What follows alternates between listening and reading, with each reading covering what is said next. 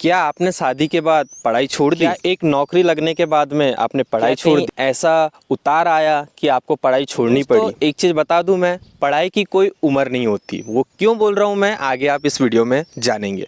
नमस्कार दोस्तों, मैं हूं रितेश। स्वागत करता हूं आप सभी का हमारे इस YouTube channel Balaghat matter official पे। जी हाँ दोस्तों, बालाघाट मैटर ऑफिशियल। दोस्तों, जैसा कि मैंने आपको स्टार्टिंग में बताया, पढ़ाई की कोई उम्र नहीं होती। तो आज की वीडियो उसी चीज़ से रिलेटेड रहने वाली है। अभी आपने वीडियो में देखा, मेरे साथी मित्र ने बताया कि आज की वीडियो पढ़ाई से रिलेटेड है और पढ़ाई से ही संबंधित है। आपने अभी तक सुना होगा या देखा होगा कितनी जॉब आप कर पाए हैं या कितनी जॉब आपको लगी होगी। शादी के बाद क्या आपकी कभी जॉब के बारे में सोचा है आपने? 1 जॉब, 2 जॉब, 3 जॉब? जी हाँ, बिल्कुल। आज हम जिस शख्स का हमने इंटरव्यू किया हुआ है, उनकी ये 4थी जॉब है और जो 4थी जॉब लगी है वो MPPSC 2023 की है, जो उन्होंने परीक्षा क्वालिफाई किया हुआ है और वर्तमान में वो अभी गवर्नमेंट ITI में TO के पद पर है। उनकी जो जॉब लग चुकी थी उसके बारे में हम आपको बताते हैं। उन्होंने बैंक भी क्वालिफाई किया हुआ है एग्ज़ाम, उसके बाद उन्होंने SSC CGL का भी एग्ज़ाम क्वालिफाई किया हुआ है और उसके बाद वो कहना चाहिए ITI गवर्नमेंट ITI में TO के पद में थे और अब लास्ट फाइनली उन्हें 2023 MPPSC का एग्ज़ाम को क्रैक किया हुआ है। जी हाँ, बिल्कुल बहुत मुश्किल होता है। आप सोचिए कि हम अगर शादी ना करते हैं उसके पहले जॉब लगना, सोचिए उनकी शादी लगने के बाद में 3-3 4-4 जॉब लगी है। तो परिवार को मैनेज करना, साथ में अपनी ड्यूटी को भी मैनेज करना और एक नए एग्ज़ाम की तैयारी करना, ये आसान काम नहीं है। चलिए आइए वीडियो में बने रहते हैं और जानते हैं उनसे कि क्या क्या परेशानी उन्हें आई, कितना उन्होंने संघर्षपूर्ण उनका ये सफ़र रहा। आज की वीडियो होने वाली काफ़ी ज़्यादा इंटरेस्टिंग। जी हाँ दोस्तों, बहुत ज़्यादा इंटरेस्टिंग होने वाली है। तो उम्मीद करता हूँ आप वीडियो एंड तक जरूर देखेंगे। आपसे निवेदन भी करता हूँ कि प्लीज़ वीडियो को एंड तक जरूर देखना, क्योंकि काफ़ी ज़्यादा स्ट्रगल। 1-2 जॉब चलो समझ में आता है, 3-4 जॉब उसके बाद में भी क्रैक करना काफ़ी ज़्यादा मेहनत का काम है। जी हाँ दोस्तों, ऐसा ही कुछ ज़्यादा स्ट्रगल आप इस वीडियो में पूरा देखेंगे। तो चलिए वीडियो स्टार्ट करते हैं। वीडियो पसंद आएगी तो लाइक जरूर करना, कमेंट करना आप वीडियो कहाँ से देख रहे हैं। अगर चैनल में नया है तो प्लीज़ चैनल को सब्सक्राइब जरूर करना। चलिए वीडियो स्टार्ट करते हैं। नमस्कार दोस्तों, मैं हूं आपका दोस्त एंड होस्ट समीर सोनेकर। आज हम जिस शख्स का इंटरव्यू लेने पहुंचे हुए हैं, उन्होंने MPPSC 2023 की परीक्षा जो आयोजित हुई थी उसमें सफलता प्राप्त करी है और आज उन्हीं से हम जानेंगे कि उनकी सफलता के पीछे कितनी मेहनत लगी और उन्होंने क्या क्या तकलीफ़ें झेली हैं। तो चलिए आइए मिलते हैं उन शख्स से और जानते हैं उन्हीं के बारे में। सर, आपका बहुत बहुत स्वागत है हमारे इस चैनल पर। Thank you. सबसे पहले तो आप हमारे जो नए दर्शक हैं उनके लिए अपना थोड़ा परिचय दीजिए। जी, मेरा नाम उमाशंकर ब्रह्मे है और मैं मूल रूप से सिवनी ज़िले का निवासी हूँ और वर्तमान में मैं 2013 से प्रशिक्षण अधिकारी कारपेंटर के पद पर पदस्थ हूँ और वर्तमान में मैं बालाघाट शासकीय ITI में प्रशिक्षण अधिकारी के पद पर पदस्थ हूँ। सर, जैसे कि अभी जानकारी हमें लगी थी कि कहना चाहिए अभी 2023 की जो MPPSC वाली परीक्षा आयोजित हुई थी उसमें आपका सिलेक्शन हुआ है डिप्टी डायरेक्टर कौशल विकास निगम में। जी, बिल्कुल ठीक आप बोल रहे हैं। मेरा अभी सिलेक्शन डिप्टी डायरेक्टर क्लास 1 अधिकारी है, उस पर सिलेक्शन हुआ है। जो कौशल विकास विभाग द्वारा जो MPPSC के माध्यम से परीक्षा आयोजित की गई थी 2023 में, उसमें सिलेक्शन हुआ है। जी, आप बताइए कि आपकी प्रारंभिक शिक्षा कहाँ से स्टार्ट हुई है और कहाँ से आपने कहाँ तक इसमें पढ़ाई की है? जी, मैंने अपनी प्रारंभिक शिक्षा शासकीय विद्यालयों से पूरी की है। शासकीय प्राथमिक स्कूल, फिर शासकीय माध्यमिक स्कूल, शासकीय हायर सेकेंडरी स्कूल जो अपने बरघाट में है, वहाँ से मैंने पूरी की है। और तदुपरांत मैंने अपनी इंजीनियरिंग SGS ITS जो कि एक बहुत प्रतिष्ठित कॉलेज है मध्य प्रदेश का, उससे मैंने अपना ग्रेजुएशन मैकेनिकल इंजीनियरिंग में पूरा किया है। सर, आपने कब ऐसा डिसाइड किया कि आपको MPPSC में जाना चाहिए और उसी बीच में फिर आपने ये गवर्नमेंट ITI जो अभी आपने ज्वाइन की, वर्तमान में अब चल रही है, कैसे ये सामंजस्य बनाया आपने ये दोनों के बीच? एक्चुअल में ये एक टेक्निकल पोस्ट है जिसमें अभी सिलेक्शन हुआ है और टेक्निकल एग्ज़ाम है ये। तो मैं 2011 का पास आउट हूँ इंजीनियरिंग और 2013 से मैं प्रशिक्षण अधिकारी के पद पर पदस्थ हूँ। तो इस दौरान मैं लगातार MPPSC के जो सिविल सर्विसेज एग्ज़ाम हैं उनकी भी प्रिपरेशन करता था। बीच में मेरा सिलेक्शन अन्य एग्ज़ाम्स में भी हुआ, बैंकिंग सेक्टर में हुआ, PO के लिए सिलेक्शन, फिर बाद में SSC CGL के थ्रू ऑडिटर और जूनियर स्टैटिस्टिकल ऑफिसर में भी मेरा सिलेक्शन हुआ था। तो मैं कंटिन्यू स्टडी में रहा हूँ, मैंने बीच में कभी भी ऐसा गैप नहीं किया, तो कंटिन्यूएशन में रहा। तो एग्ज़ाम फाइट करने में बहुत ज़्यादा तकलीफ़ तो नहीं हुई, क्योंकि कंटिन्यूटी थी तो आसान हुआ चीज़ों को पकड़ पाना। सर आप हमारे दर्शकों को और बताइए कि अभी आप वर्तमान में मैरिड है या फिर कहना चाहिए अनमैरिड है? जी, मैं मैरिड हूँ और मेरी फैमिली में एक मेरा बालक भी है 3 साल का। सर फिर फैमिली में रहते हुए आपने ये पढ़ाई अपनी कैसे मैनेज करी? तकलीफ़ तो आई होगी या बहुत इजी था आपके लिए? जी, एक्चुअल में अपार्ट फ्रॉम जॉब आप जब आप फैमिली को भी टाइम देते हैं, उसके बाद अगर आपको कंटिन्यू पढ़ाई करना होता है तो फिर आपको एक बहुत मैनेज्ड वे में एक्स्ट्रा टाइम निकालना पड़ता है। और वैसा ही मैंने किया। दिन में तो हम लोगों की 8 घंटे की ड्यूटी होती है जो कि पूरी करनी होती है। एक्स्ट्रा चार्जेस भी होते हैं हम लोगों के पास में। उसके साथ में फैमिली की जो रिस्पॉन्सिबिलिटीज़ हैं वो पूरी करना ही करना है। तो उसके अतिरिक्त मेरी हैबिट में है, मैं नाइट के टाइम पे थोड़ा सा ज़्यादा समय देता हूँ स्टडी को। तो उस दौरान मैंने 5 से 6 घंटे प्रतिदिन टाइम दिया, पढ़ाई किया और इस परीक्षा में उत्तीर्ण हुआ। अभी वर्तमान में ये देखने में आता है कि हम लोग एक कहना चाहिए हमें जॉब नहीं मिल पाती है गवर्नमेंट की, और वर्तमान में आप एक जॉब में रहते हुए भी आपने कहना चाहिए एमपीपीएससी के लिए प्रयास किया और उसमें सफल हुए। सर ये आपका कौन सा अटेम्प्ट था ये एमपीपीएससी में? एमपीपीएससी में एक्चुअल में सिविल सर्विसेज में तो मैं लगातार इन्वॉल्व रहा, किंतु ये जो एक टेक्निकल एग्ज़ाम है ये वाली, तो इससे पहले ये कंप्लीट जो एग्ज़ाम थी 27 ईयर बिफोर आई हुई थी जी। उसके बाद ये बिल्कुल लगातार आई नहीं थी, और ये 2011 में भी एक बार आई थी, तो किसी कारणवश उस समय कैंसिल हो गई थी एग्ज़ाम। तो इस बार फिर 2023 में आई है एग्ज़ाम। तो हम लोग इंतज़ार कर रहे थे, चूँकि हमारे डिपार्टमेंट में अभी काफ़ी वैकेंसीज़ थी, तो हम लोग इंतज़ार तो कर रहे थे। तो जैसे ही एग्ज़ाम आई तो हम लोगों को समय भी काफ़ी कम मिला, लगभग 6 मंथ का टाइम भी नहीं मिल पाया पूरा एडवर्टीज़मेंट के बाद में। और प्रिपरेशन के लिए रिसोर्सेज का भी काफ़ी अभाव था। तो हम लोगों ने यूट्यूब और अन्य चैनल्स और इंटरनेट का सहारा लेते हुए पढ़ाई पूरी की। हमारे जो दर्शक अभी ये देख रहे हैं या जो और भी लोग जॉब कर रहे हैं और उनकी भी इच्छा हो कि हम किसी और कहना चाहिए बड़े जॉब में क्लास 1 अधिकारी या 2 में जाएं, तो उनके लिए आप क्या मैसेज देना चाहेंगे? कैसे टाइम को मैनेज करें वो?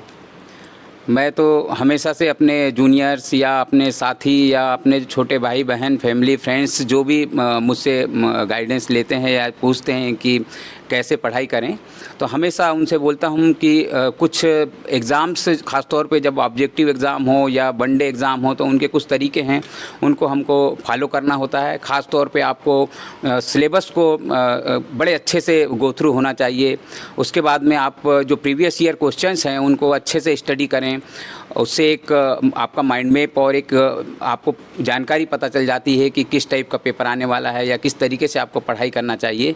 उसके बाद आपको जितना पढ़ा है आपने डेली, उसको रिवीजन इज़ अ की point of fighting any exam. तो रिवीजन भी एक की फैक्टर है, और अगर अवेलेबल हो पाएँ तो मॉक टेस्ट ज़रूर देना चाहिए अगर पॉसिबल हो और अवेलेबिलिटी है तो। सर कोई ऐसी बुक्स या कहना चाहिए कोई ऐसी आप बताना चाहें जिससे वो पढ़ें तो उनको ज़्यादा फ़ायदा हो? मैं पर्टिकुलर इस एग्ज़ाम की बात करता हूं, चूँकि ये टेक्निकल प्रवृत्ति का है, तो इसका सिलेबस बहुत ज़्यादा वास्ट था। 3 मेजर सेगमेंट में इसमें एग्ज़ाम हुआ है। एक तो स्किल डेवलपमेंट विभाग से था, तो स्किल डेवलपमेंट की 4 यूनिट्स थी।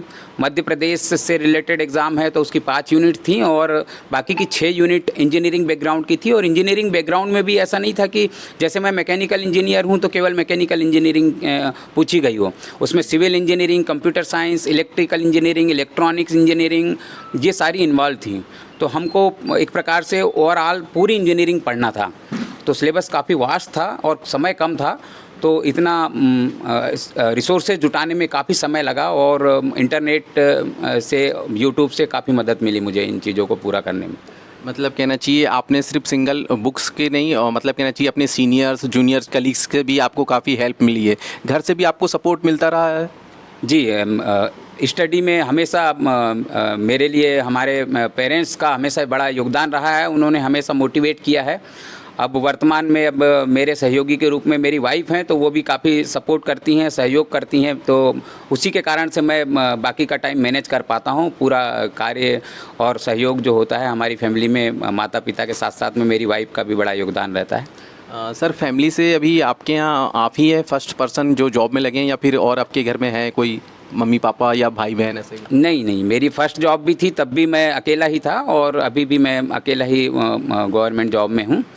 तो मैं अकेला ही हूँ, कोई नहीं है अभी मेरी फैमिली में ऐसे गवर्नमेंट जॉब में। इनफैक्ट कि जब मैं इंजीनियरिंग करने भी गया तो उस दौरान भी मुझे लगता है, जैसा मैं ठीक से याद कर पा रहा हूँ, तो मेरे गांव में मैं अकेला ही था जो इंजीनियरिंग करने गया था, और गवर्नमेंट जॉब में तो मेरी फैमिली में अभी मैं वर्तमान में अकेला ही हूँ। सर जब आप एग्ज़ाम दे रहे थे MPPSC की, जैसे अभी आप बता रहे हैं, तो आपको कोई ऐसा प्रेशर रहा हो या फिर कोई ऐसी घबराहट सी उस टाइम रही हो, या फिर जो नए अभी देख रहे होंगे इन्हें हमारे चैनल के माध्यम से आप बताना चाहें कि अगर उनको इस कंडीशन में ऐसी घबराहट आ रही है तो क्या करना चाहिए उससे बाहर निकलने के लिए? देखिए, कोई भी एग्ज़ाम है और अगर आप सीरियस कैंडिडेट हैं तो मुझे लगता है कि अगर प्रेशर नहीं है किसी एग्ज़ाम का तो आप सीरियस कैंडिडेट नहीं हैं। जो भी सीरियस कैंडिडेट होते हैं तो उन्हें डेफिनेटली एक प्रेशर फील होता है, और मैं जब भी कोई एग्ज़ाम को सीरियसली देता हूं तो हमेशा प्रेशर फील होता है, चाहे वो छोटा से छोटा एग्ज़ाम हो या बड़ा से बड़ा एग्ज़ाम हो। तो डेफिनेटली मैं भी प्रेशर फील कर रहा था, और बाकी प्रेशर फील करते भी अगर अपने आप को हमें मैनेज करना होता है, वो करने में सफल हुए तो एग्ज़ाम क्वालिफाई होते हैं। सर जैसे हर इंसान का कोई ना कोई एक आइडियल होता है, आप अपना आइडियल किसे मानते हैं? जी, मेरे काफ़ी सारे मित्र हैं, काफ़ी टीचर्स हैं जिन्होंने मुझे सपोर्ट किया है, और मैं उनको फॉलो करता हूँ, देखता हूँ। किंतु मैं जैसे कि बहुत ज़्यादा हार्ड वर्किंग पर्सन के रूप में मैंने एक हमारे डिपार्टमेंट में IAS ऑफिसर्स थे, पहले वो कलेक्टर भी रहे, CB चक्रवर्ती साहब, उनको देखता था वो, और उनसे मैं काफ़ी मोटिवेट होता था कि वो किस तरीके से उनकी कार्यशैली थी। तो मैं काफ़ी ज़्यादा मोटिवेटेड रहा, उनसे मोटिवेट हुआ। सर अभी आप एक छोटे से कम समय में हमारे दर्शकों के लिए बताइए, आपकी इस बीच में दिनचर्या कैसी रहती थी? सुबह उठने से लेकर के रात में सोने तक कितने टाइम आप उठ जाते हैं, और फिर फैमिली को समय, और फिर रात में आप कितनी देर तक की पढ़ाई कर पाते हैं?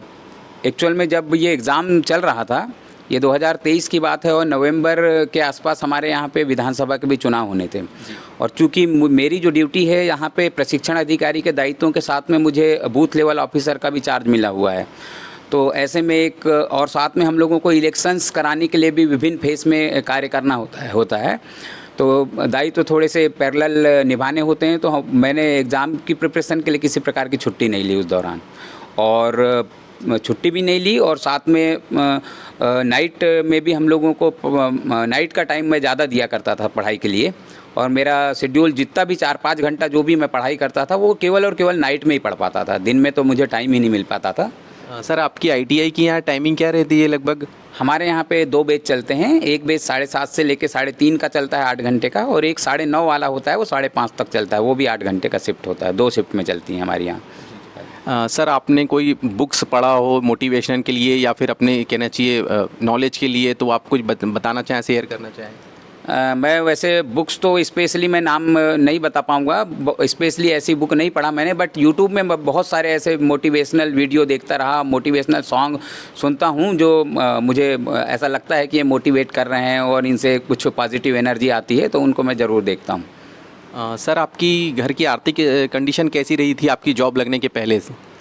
देखिए, अभी वर्तमान में तो अब चूँकि मैं ऑलरेडी जॉब में हूँ तो ठीक ठाक स्थिति बोल सकते हैं, किंतु जब मैं फर्स्ट टाइम जॉब में लगा था उस समय आर्थिक स्थिति ठीक नहीं थी, क्योंकि मेरे फादर जो हैं वो राइस मिल ऑपरेटर रहे, एक छोटी सी प्राइवेट जॉब करते थे। वो काफ़ी स्ट्रगल करके उन्होंने मुझे इंजीनियरिंग कराया, उसके बाद पढ़ाई लिखाई में सहयोग सपोर्ट किया। एक मेरे आइडियल के रूप में मेरे फादर भी रहे हैं, एक रोल मॉडल के रूप में। वो जिस कदर उन्होंने हार्डवर्क किया है तो डेफिनेटली वो उससे मैं काफ़ी प्रेरित होता रहा हूँ। कह सकते हैं सर कि घर की आर्थिक कंडीशन, या फिर कहना चाहिए आपको एक संघर्षमय जीवन जो रहता है वो इंसान को एक अच्छे मुकाम पे ज़रूर पहुंचाता है। जी जी जी, उससे आदमी अपने आप को उसको हमें नेगेटिव वे में ना लेते हुए अगर हम उसे पॉजिटिव वे में लें और उससे मोटिवेशन लें कि आज हम जो स्ट्रगल कर रहे हैं या हमारे पेरेंट्स हमारे लिए स्ट्रगल कर रहे हैं, तो भविष्य में हम उससे प्रेरणा लेकर के उस स्ट्रगल को याद करते हुए अच्छी तैयारी, अच्छी प्रिपरेशन के लिए हम उससे मोटिवेशन ले सकते हैं। सर इसमें आप देखेंगे कि जब आप तैयारी कर रहे हैं तो मोबाइल आपको कितना यूज़ करना चाहिए इस बीच में? मुझे लगता है कि मोबाइल और सोशल मीडिया या अन्य प्लेटफॉर्म्स आप अगर यूज़ करना जानते हैं और लगता है आपको कि आप लिमिटेशन में आप केवल स्टडी के लिए उसे यूज़ कर पाएंगे या बहुत ज़्यादा इम्पॉर्टेंट कोई कार्य के लिए, तो बहुत ही पॉजिटिव चीज़ है। जैसे कि मैंने इंटरनेट का जो सहारा लिया और यूट्यूब वगैरह जो देखा मैंने, उसमें ज़्यादातर या तो लैपटॉप से या मोबाइल से ही पॉसिबल था। अब लैपटॉप बार बार खोलना संभव नहीं हो पाता, तो मैं तो बहुत शुक्रगुजार हूँ कि मैंने मोबाइल का इतना ज़्यादा उपयोग किया, लेकिन उसको पॉजिटिव वे में यूज़ किया। उसको अगर आप नेगेटिव वे में यूज़ करेंगे, खोल रहे यूट्यूब है स्टडी के लिए और वहीं पे आप कोई वीडियो दूसरा रील्स देखने लग जाएंगे, तो थोड़ा तकलीफ देह है। बाकी अगर पॉजिटिव यूज़ करते हैं तो ये आपके लिए, जैसे मैं बताया कि हमारे पास कोई रिसोर्सेज नहीं थे, पहले से कोई किताब नहीं है इस एग्ज़ाम के लिए, तो ऐसे में आपको स्टडी करने के लिए यूट्यूब का सहारा और इंटरनेट का सहारा लेना ही पड़ेगा। तो ऐसे में मोबाइल का बहुत अच्छा मेरे लिए पॉजिटिव रोल रहा। दर्शकों, जैसे कि आपने अभी देखा, हमारे बीच मौजूद थे उमाशंकर ब्रह्मे जी, जिनका अभी हमने इंटरव्यू लिया, पॉडकास्ट किया, और उन्होंने बताया कि कैसे एग्ज़ाम की तैयारी करी और एक जॉब में रहते हुए भी दूसरे जॉब के लिए उन्होंने कैसे तैयारी करी है। तो आपको उम्मीद करते हैं आपको ये वीडियो बहुत पसंद आया होगा। आपका बहुत बहुत धन्यवाद सर, आपका भी बहुत बहुत धन्यवाद समय देने के लिए। आपने इंटरव्यू लिया, आपके साथ बात करके मुझे अच्छा लगा। Thank you.